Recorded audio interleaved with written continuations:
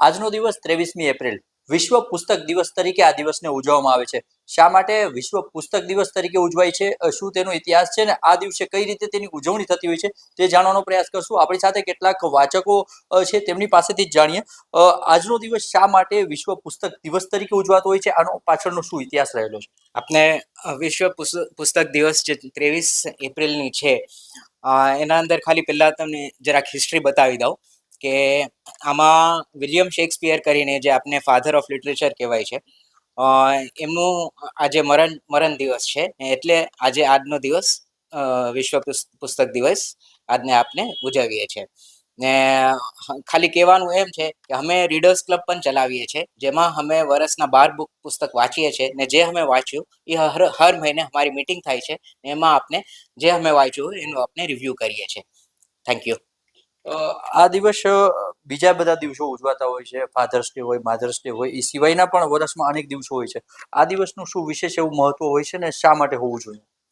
હા, આ દિવસ બહુ જ જરૂરી છે, કેમ કે જે વાંચનની જે આખી પ્રવૃત્તિ છે એ ઓછી થતી જાય છે. ને અમે આ ક્લબ પણ એટલે જ ચલાવીએ છીએ તાકી આ વાંચવાની વસ્તુ વધે. ને અમે એમ નથી ઈચ્છતા કે મોબાઈલથી લોકો વાંચે. પુસ્તક લઈ હાથમાં ફિઝિકલ હાર્ડ કોપી હોય ને એ વાંચે, ભલે ગમે તે વાંચે. કોઈ પણ વસ્તુ વાંચે, કોમિક હોય કે કોઈ પણ સિરિયસ રોમાન્સ, કાંઈ પણ, લેકિન વાંચતું થાય તો એનાથી ઘણી બધી મોબાઈલથી એક છુટકારો મળે ને એક સરસ એક સોશિયલ આ મળે, તમને પ્લેટફોર્મ મળે. Thank you. જામનગરમાં વાંચનને પ્રોત્સાહન આપવા માટેના કયા પ્રકારના પ્રયાસો થતા હોય છે અને છેલ્લા કેટલાક વર્ષોમાં આપના દ્વારા કયા પ્રકારના પ્રયાસો થયા છે? હા, આજના ફાસ્ટ યુગમાં આપણે કોમન ફરિયાદ છે કે લોકો વાંચતા નથી.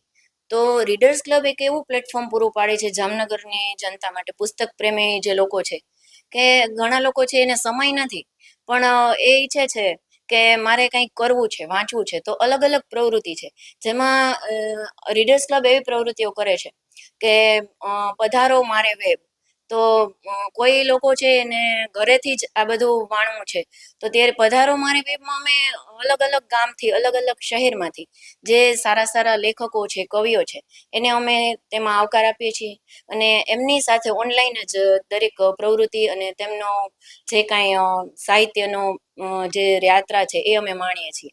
આ સિવાય કે ઘણા લોકો એવા છે કે જેમને વાંચવું છે પણ કંપની જોઈએ છે, તો એમના માટે અમે રીડર્સ બડીઝ જે અમારી પ્રવૃત્તિ છે કે અમે મહિનામાં એક વખત એના માટે અમારા જામનગરના જે કોઈ કુદરતી સ્થળ છે તો ત્યાં શાંતિથી બધા વાંચી શકે છે. કોઈ વાતો નથી કરવાની, પણ વાંચવાનું છે, તો કંપની મળી રહે છે.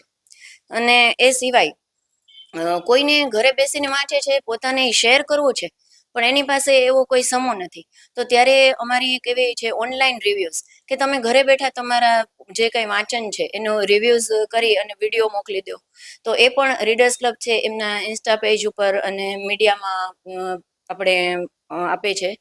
તો આ રીતે આવી ઘણી બધી જે પ્રવૃત્તિઓ છે જેના થકી લોકો છે એ એની પાસે વાંચન છે, ક્લબ પોતે જાતે એની પાસે પહોંચી જાય છે જો એની પાસે સમય નથી તો. આપણી સાથે જામનગરના એક લેખક અને રીડિંગ ક્લબના જે સ્થાપક છે તે કહી શકાય તેવા કેતનભાઈ છે, તેમની પાસેથી પણ જાણીએ જામનગરમાં વાંચનને પ્રોત્સાહન માટે કયા કયા પ્રયાસો થયા છે, અત્યાર સુધીમાં કેટલા લોકો આના માટે જોડાયા છે અને વાંચનને પ્રોત્સાહન આપવા માટે હજુ પણ શું કરવું જોઈએ, ખાસ કરીને નવી પેઢીને? રીડર્સ ક્લબ જામનગર અમે સ્થાપના કરી 2023 2 વર્ષથી અમે કોશિશ કરીએ છીએ કે રીડિંગને ઇન્ટરેસ્ટિંગ બનાવીએ, થોડી થોડી એવી પ્રવૃત્તિઓ કરીએ કે લોકોને એમાં રસ પડે. તો એમાંનું એક પ્રવૃત્તિ એવી હતી રીડર્સ પાર્ટી. તો અમે ગેમ્સ રમાડીએ, ગેમ્સમાં જે જીતે એને ભેટ તરીકે પુસ્તક આપીએ. ત્યારે અમે એક રિસ્પેક્ટ ડેસ્ક રાખેલું, બુક રિસ્પેક્ટ ડેસ્ક, એટલે કે જામનગરના જે લેખક કવિઓ છે એને આપણે માન આપીએ અને માન આપીને એમના પુસ્તકોને માનથી ખરીદીએ.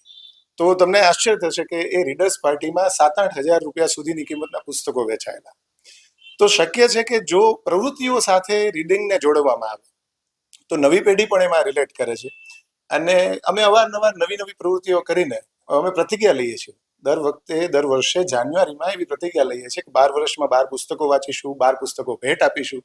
અને કમસે કમ અમે જે સંસ્થાઓ સાથે જોડાયેલા છીએ ત્યાં પુષ્પગુચ્છની બદલે હવે પુસ્તક ગુચ્છ આપીએ એવી કોશિશ કરીએ છીએ. અને રીડર્સ ક્લબનો એક મોટો છે કે એમ નહીં કે નામ નભમાં ગાજતું કરવું હતું.